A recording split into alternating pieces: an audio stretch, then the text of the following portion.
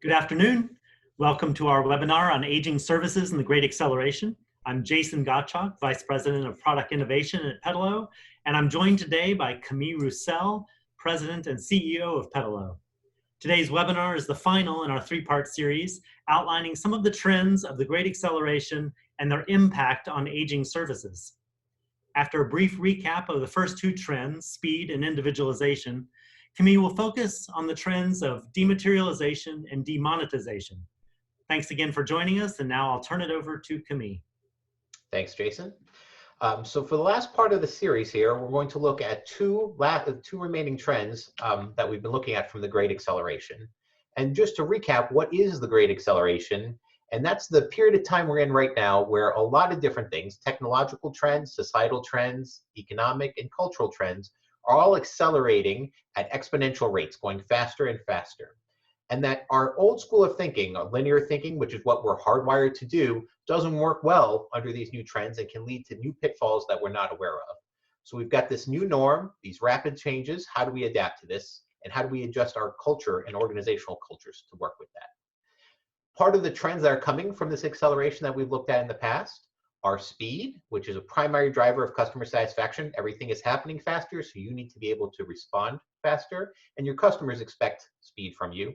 And also individualization, which is more than just customized service. How do you create things for an individual level? And we'll talk about why that's particularly important with the trend of dematerialization that's going on.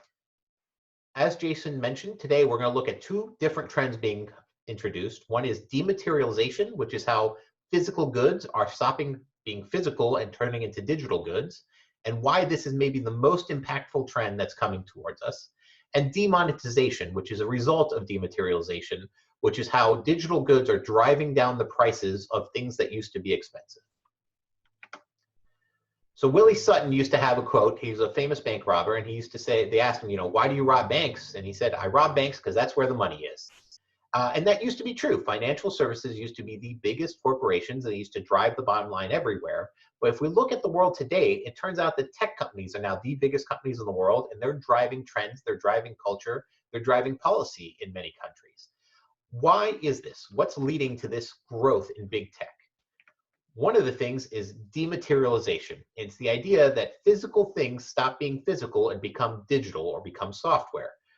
On the screen, you can see all the different things that used to be physical goods that now are all just apps on a phone.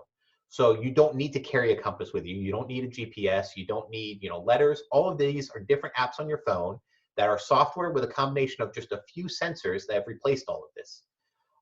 And so it's dematerialization in the actual sense of these are no longer physical, tangible things you can touch. If you look at all these apps, when they were physical goods, they used to weigh 26 kilos, and now it just weighs, a tenth of a kilo, whatever your phone weighs. And power usage, what used to take 500 watts of power if you're going to run all these things together, now uses 5 watts of power. So it's less materials, software, less energy.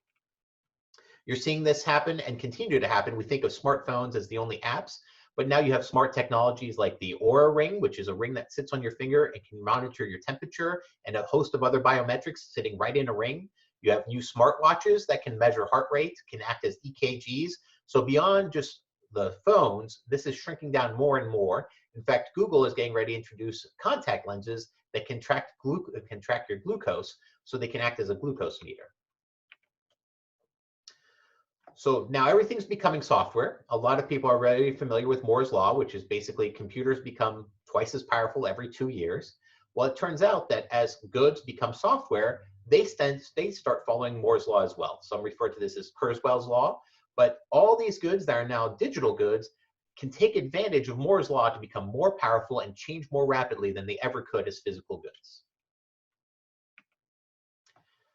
So Mark Andreessen published an article called Software is Eating the World, talking about why this is going to be the most impactful piece for everything we're looking at. So the first thing we want to look at is how software and dematerialization is impacting some major trends and some major categories that impact us day to day, and how that's going to apply to senior care. So many people have had the Kodak Moment, the lesson on Kodak, that company that failed to adapt. But I think what a lot of people fail to realize is that Kodak Moment wasn't just an impactful moment for the Kodak company. that had a lot more implications than just for a picture company. What really happened with digital pictures is if you look at the price of taking a picture, it basically went to zero. It costs nothing to take a picture. You can take thousands of them within seconds on your phone. The cost of storing pictures practically went to zero. You didn't have to put them on film. You didn't have to develop them. You can store thousands of pictures right on your phone, right on your laptop. So anyone can take an unlimited number of pictures. So this disrupted not just Kodak, but it disrupted production and manufacturing. It disrupted digital editing. It disrupted professional photography, digital distribution. So there's a host of other follow-on effects from this dematerialization of pictures that impacted several different industries.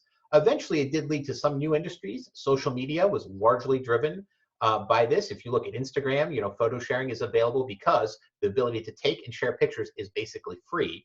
And we're still learning what the whole impact of this is going to be. But when you think of a Kodak moment, it wasn't just the Kodak company that was impacted. It's broad generation of items that are impacted. If we look at digital entertainment, the way we distribute entertainment today has changed. It's no longer cable TV. You look at things like Netflix or Disney Plus are the primary platforms for digital transformation, and those are based largely off software stacks. It's no longer just wires that are being broadcast out, but also the generation of content. One of the most successful movie companies to date is Pixar, and they do digital animation. They have digital characters that are well known and well loved, but the core driver behind all of that is software for creating digital movies. Publication of books through Kindle, through Audible, publication of music through Spotify and Apple have all been changed. They're now primarily driven by software companies. And if you look at the fastest growing piece of entertainment, it's actually video games. So it turns out traditional sports like the NFL, Major League Baseball, NBA, and so on may have reached peak viewership. We see now, though, with them all shut down, this is not going to help their cause.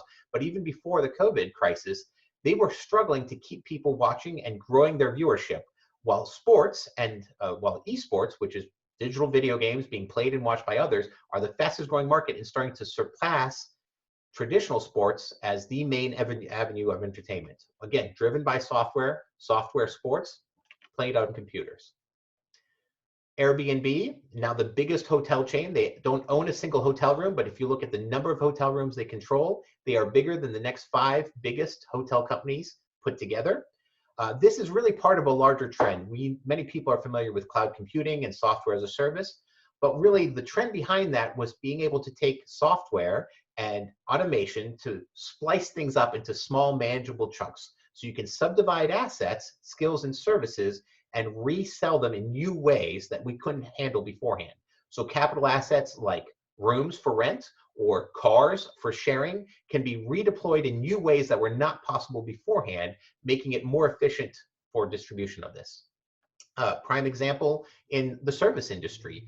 The laws are now changing around notaries so that notary services can be done through camera and online. We recently closed on a house, and instead of a notary service having to drive from place to place for each house closing and show up in person, they can now do this over camera, which saves them the bulk of their day, which was driving from site to site, is now repurposed to just doing more notary services so they can do significantly more with less. The other piece to think about all this is locations. So Ally, one of the first online banks, traditionally when we think of banking, a lot of folks think about a physical location you go to. Even with the introduction of ATMs, it was really still your bank was a place you went to. But with the finance industry changing and with money becoming digital, banks are no longer really places. They are a service, but they're no longer associated with real estate for the most part. So the association between a service and its location are very much weakening. And so if you look at your customer interface, as more of that goes online, what does your digital footprint look like? If you used to pay a lot of attention to your landscaping and your gardening and your, how you appear to folks in your physical presence, are you spending the same type of attention to that online? So goods and services are rapidly becoming software. This is impacting every industry across the board. They're all going to follow Moore's law. So all these exponential trends are all going to continue to impact all these pieces. As they become software, they'll could become exponential. But it also means we have an abundance of services and tools available to us that we did not have beforehand, and at costs that are much more available. If you look at things like X-ray, heart monitoring, or even glucose monitoring, a lot of these were services that you used to have to go to a place to do. You had to go to get an X-ray. Now they can bring the X-ray to you. X-rays in rooms. Glucose monitoring is mostly a sensor with an app on a phone for a lot of people now. So what's happening now is all these other services, even in healthcare, that used to be places we went to or things we interacted with, are also becoming dematerialized.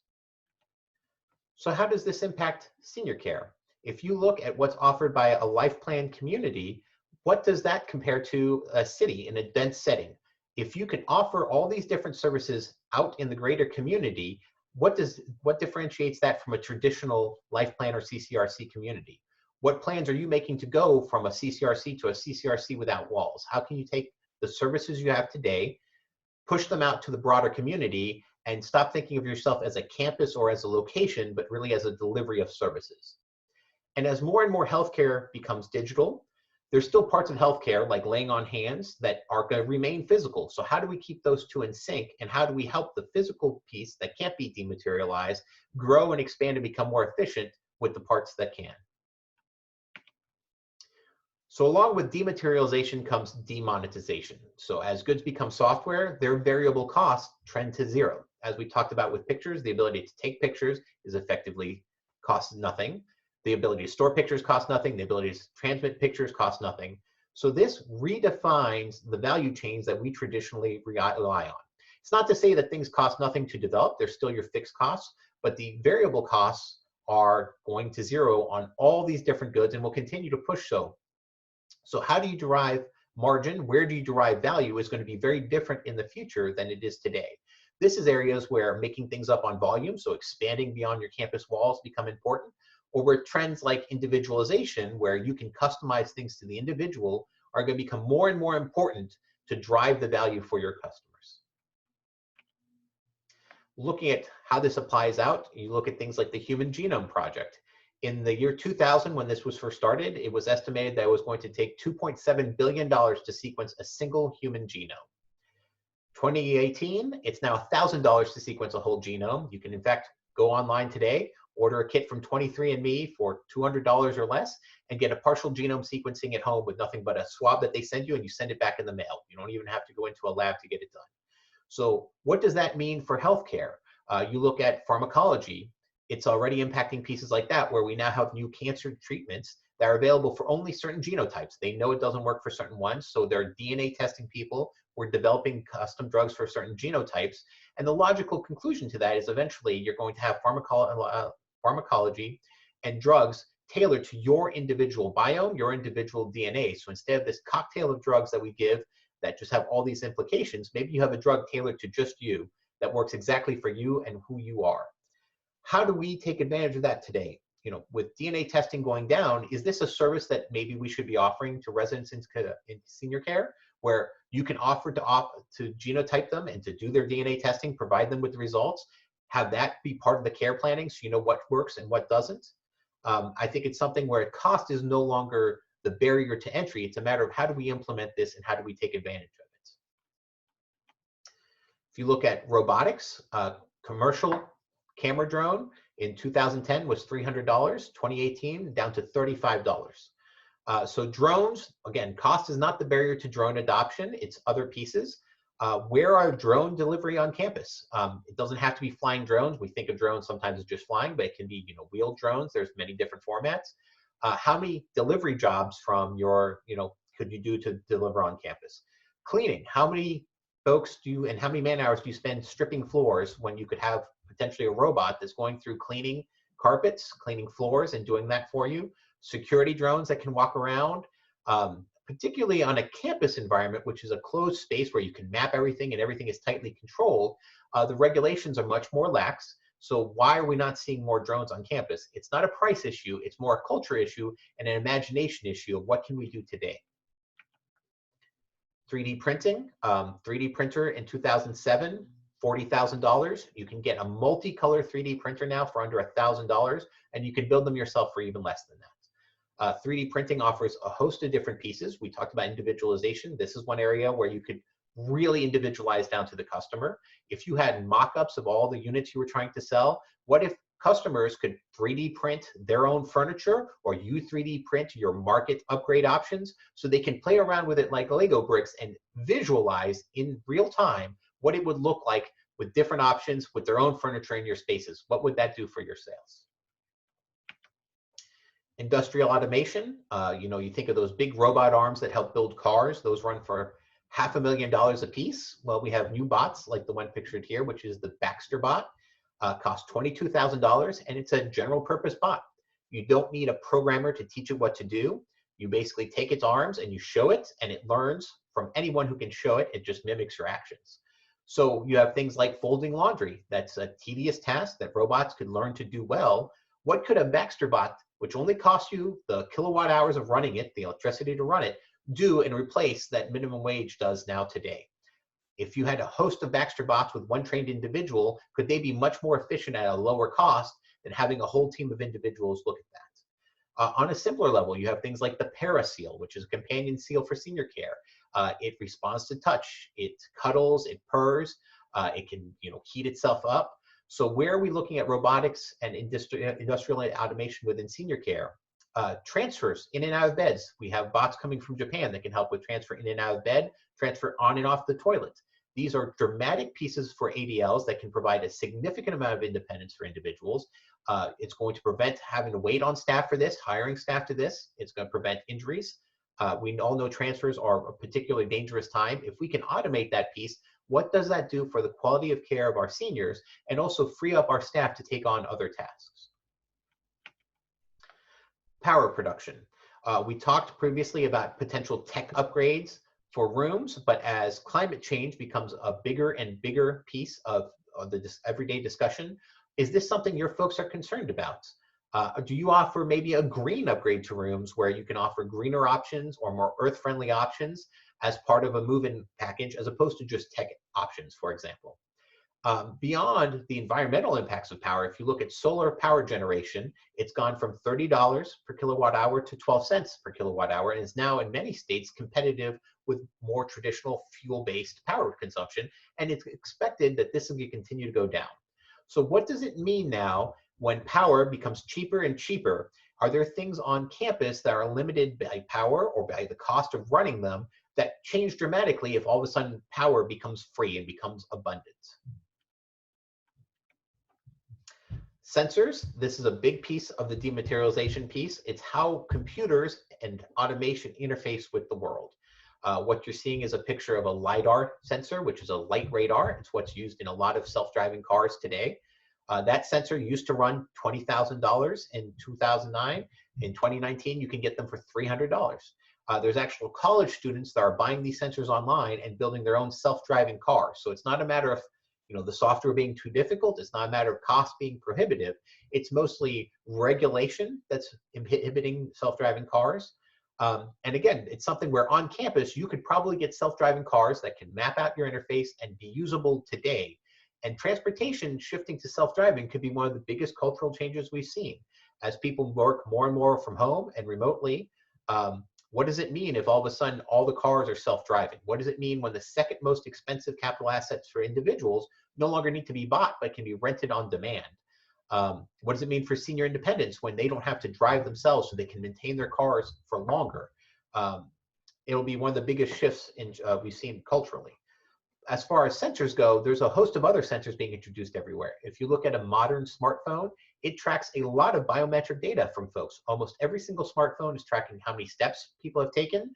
All the different apps they have to track their food intake, weight, and so on is available right in the smartphone.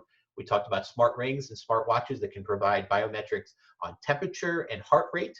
So all of this data is being generated through these sensors now. A lot of it is being used by your residents today. The question is, how do you help them corral that from data into information?